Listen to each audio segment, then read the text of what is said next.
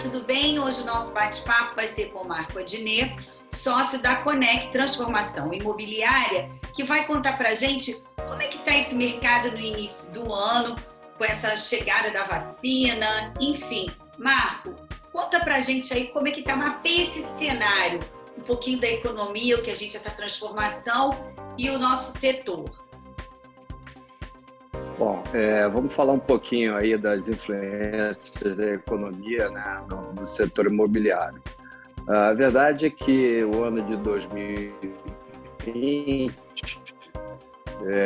com a manutenção do juro baixo, foi extremamente linear. Por quê? Basicamente, o que se deu foi um nível recorde de tomada de financiamento. A Caixa Econômica mesmo outro dia publicou que ela nunca fez tanto crédito imobiliário.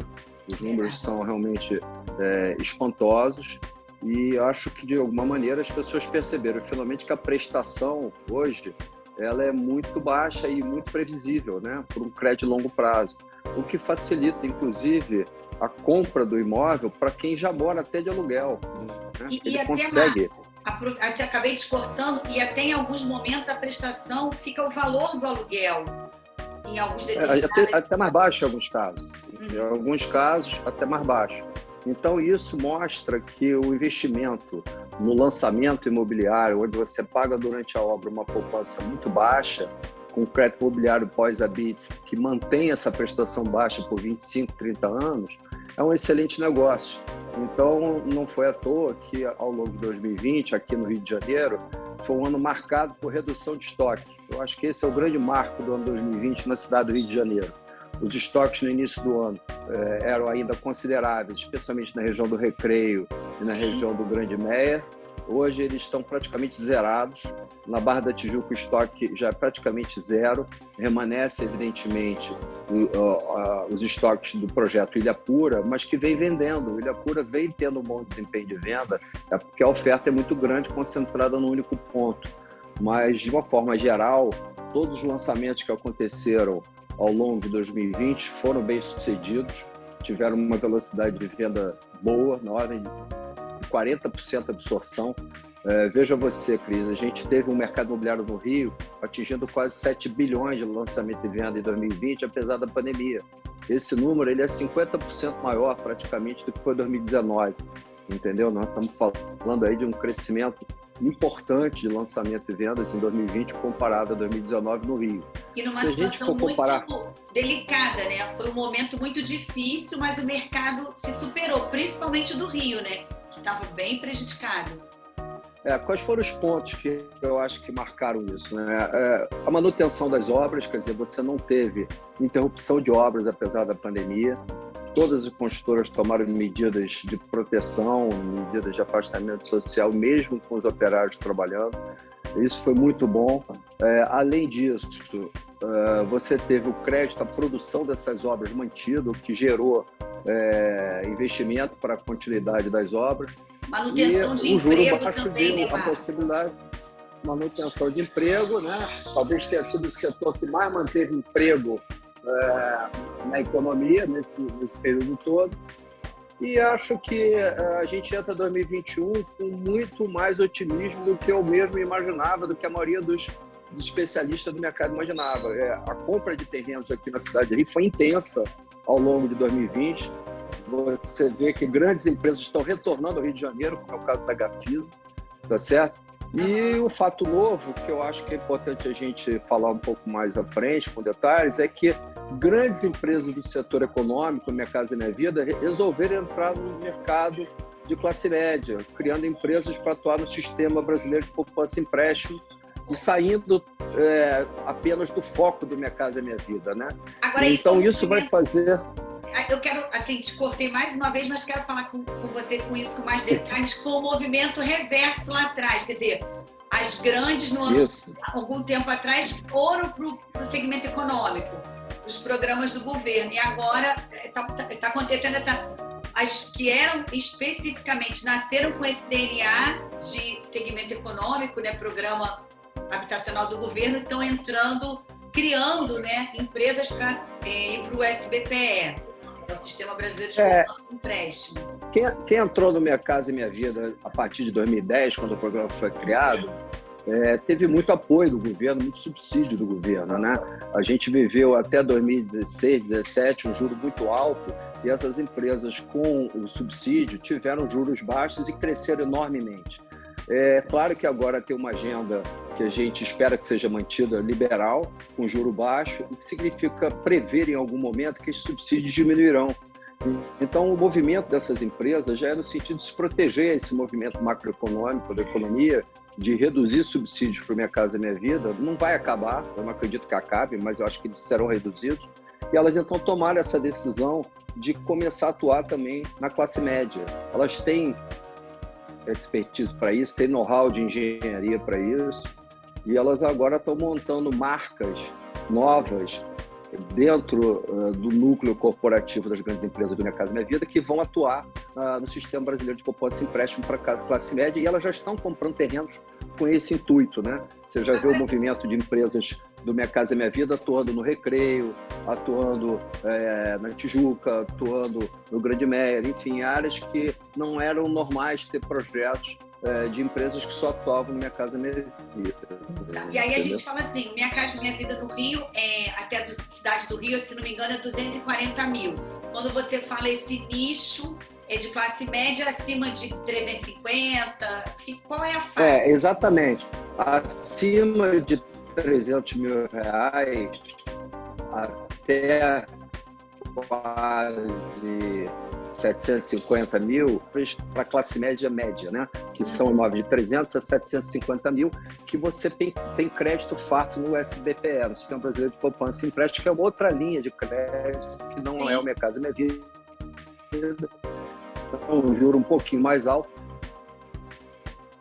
mas com esse juro baixo, tudo é muito que esse movimento se integre ao movimento das grandes incorporadoras que já atuam nesse mercado, né? As grandes incorporadoras que não fazem Minha Casa Minha Vida já atuam no Sistema Brasileiro de Poupança e Empréstimo há muito tempo. Em São Paulo, é um mercado muito maior do que aqui no Rio. Ano passado, São Paulo fez 30 bi contra 7 do Rio, historicamente do mercado de São Paulo. Então você vê que o Rio tem muito para melhorar, mas vou fazer 10% por São Paulo, né? Hoje a gente está com 7 bi contra 30, né? Então você vê que já estamos aí a 20%, 25% do que é São Paulo. Então estamos numa escalada de inflexão já bastante forte aqui no Rio, de crescimento do mercado, com esses movimentos dessas empresas do setor econômico, dessas novas marcas que atuam na classe média e das grandes incorporadoras de classe média alto, médio alto padrão, como a gente chama, que vem atuando fortemente na Zona Sul aqui do Rio, especialmente, e com um bom resultado de comercialização na maioria dos lançamentos que aconteceram na cidade já em 2020. Então, acho que 2021 começa muito promissor. Eu queria tirar uma dúvida também com você. Por exemplo, a gente tem acompanhado também a falta de insumos para o setor. E aí, quando aparece reposto, o valor também está um pouco elevado. Como é que fica essa equação? Os imóveis vão subir, vai atrapalhar um pouco as obras que estão em andamento? Qual a sua análise em relação a isso? Eu acho, Cris, você tocou num ponto importante. Eu acho que já existe uma pequena inflação nos insumos da construção civil. Se você pegar o custo unitário básico, né, o próprio índice que corrige os insumos, ele corre acima do IPCA. Isso já desde 2019.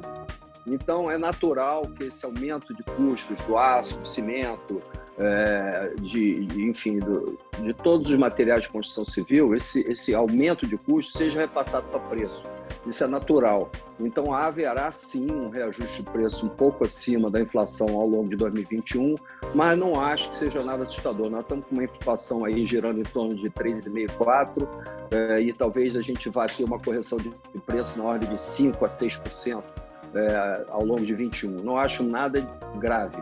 O que ocorre é não confundir esse reajuste de preço com aumento efetivo de preço por demanda. Então, por exemplo, em alguns bairros da cidade, que tem os nobres da Zona Sul, eu acredito sim no aumento real de preço, porque está no momento convidativo de se comprar a preços ainda que eu diria parecidos com o da crise, né? Daqui a pouco nós vamos entrar numa economia muito melhor, de ritmo e crescimento econômico muito melhor com a saída da pandemia. Acho que isso acontece no segundo semestre de 2021. A gente vai ter o efeito manada da vacinação e a memória, vamos dizer assim, da pandemia já sendo esquecida, e a partir daí a gente vai ter uma economia mais pujante. A gente acredita que no segundo semestre bem mais forte e um 22 com crescimento econômico bastante robusto. Então, eu acho que aí os preços tendem realmente a ter um aumento real mais expressivo. É por isso que as empresas estão comprando terreno a partir de agora, porque o ciclo imobiliário, até você comprar o terreno e lançar, é de um ano. Então, o momento de comprar terreno é agora, e é por isso que o mercado está bastante aquecido na compra e venda de terrenos aqui no Rio nesse momento. É verdade que os preços também dos terrenos estão disparando? Não chega tanto, né? Alguns locais você tem terrenos únicos, como eu disse, você tem 4, 5 interessados no mesmo terreno, é normal que o preço fique bastante agressivo em relação ao que estava um ano atrás. Mas ainda tem espaço, sim, para bons investimentos aqui no Rio de Janeiro. A Conec, a empresa onde eu atuo, ela é especializada em estruturação de negócios, originação de negócios e gestão das incorporações. A gente teve aí ao longo de 2020 mais de 300 terrenos analisados, fizemos 4 negócios, que é uma média boa para quem analisa esse número de terrenos, e temos agora, a partir de 2021, um aumento expressivo dessa demanda por negócios, e acreditamos que vai ser um ano muito bom, não só para o mercado, como para também quem atua nessa área. Agora, Marco, falando um pouquinho, eu quero voltar a falar de mercado, mas queria, para a gente trocar em miúdos, assim, essa estruturação. Vocês vão em busca do local, do terreno, desenvolvem todo o projeto, aprova na prefeitura e apresenta para o incorporador, para o construtor. Como é isso?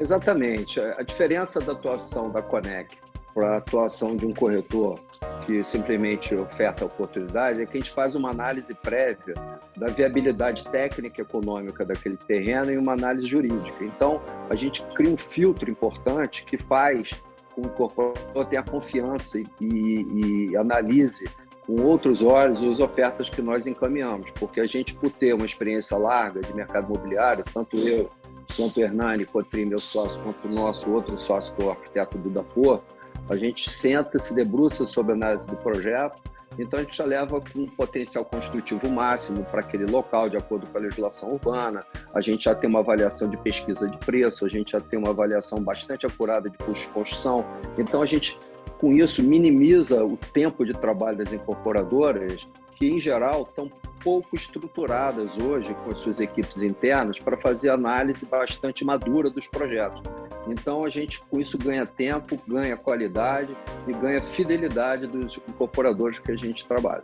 E isso, como você disse, leva um ano entre a escolha do terreno... Não, aí o que leva um ano é entre você comprar o terreno e aprovar o projeto. Entendi. O prazo normal de prefeitura aqui no Rio de Janeiro para projetos mais 6 meses, a verdade é essa. A prefeitura ainda não está com grande demanda de aprovação, é fato que está aumentando, sim, mas a estrutura da prefeitura, que é muito boa e tem sido bastante qualificada com a nova gestão, eu acredito que a gente vai ter redução até desse prazo daqui para frente. Entendi.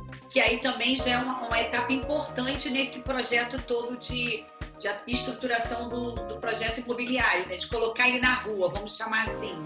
Exatamente, porque depois que se aprova, você ainda tem mais um prazo de registro da incorporação, que em geral demora de 45 a 60 dias. Você tem que preparar todo o marketing, o stand de vendas, as imagens do book, você tem que fazer a maquete. Então, todo o pré-trabalho, que a gente chama de pré-incorporação, para você ter, de fato, o lançamento pronto para ir para a rua, está dentro desse primeiro ano de trabalho. Entendeu? Então, eu acredito que quem está comprando terreno agora vai estar disponibilizando ele a partir do primeiro semestre de 2022, né? De 22. 2022. Bom, eu vou chamar compra agora no primeiro semestre de 21, lança no primeiro semestre de 2022. Entendi. Eu vou chamar rapidinho um intervalo e a gente volta, que eu quero te perguntar sobre imóveis compactos na cidade do Rio e também sobre a locação, se vale a pena investir com essa pegada da locação. Já voltamos já. Obrigado.